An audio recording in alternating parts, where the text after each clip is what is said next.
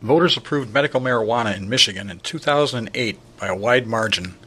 20 states have done so, but implementing the will of the voters in Michigan hasn't always been smooth. Political and legal opposition remain, more often played out in Michigan courts than in the halls of the Michigan legislature. Marijuana remains illegal under federal law, and many in the state want to keep it that way.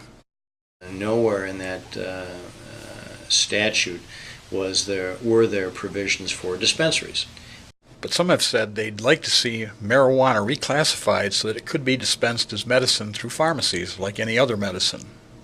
If we could do what I think the voters would like, is if it were a Schedule II substance, we would then be able to have doctors writing prescriptions, and those prescriptions being filled by pharmacists and not dispensaries, and those situations that exist now that are troublesome to us would be eliminated. Even so, the Oakland County Sheriff's Office has been aggressive in raiding and shutting down medical marijuana dispensaries, and the state and Oakland County Prosecutor's Office have been equally aggressive in prosecuting.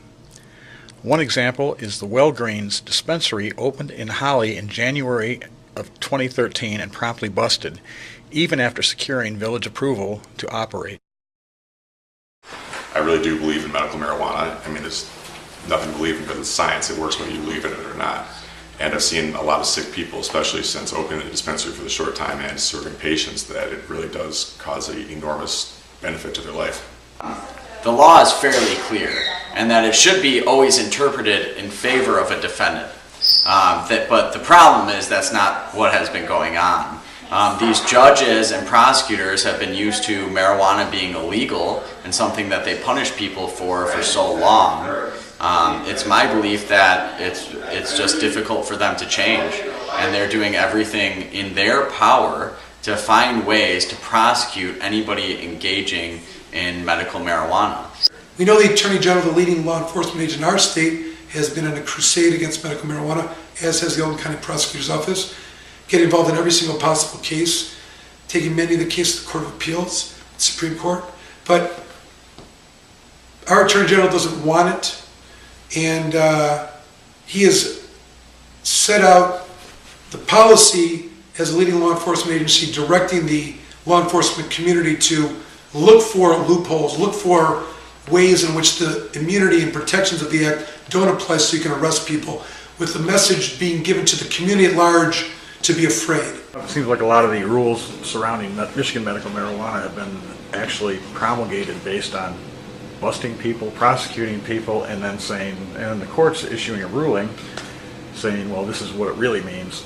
Is that fair to the people who... No, it's not. It's not fair to anybody. It's not fair to the police, because they have to know what they're enforcing. If a person innocently thinks that they're a caregiver and grows some pot, but doesn't follow the rules, is he going to be subject or she going to be subject to prosecution? You got to be on notice that what you're going to do. You can make a conscious decision to violate the law if you want. But you got to understand that's what you're doing. And a lot of times I don't think the law is that clear. As I said a moment ago, it's a bad piece of draftsmanship on that proposal. I think eventually this will be determined by probably a federal court or the United States Supreme Court, or by an act of Congress.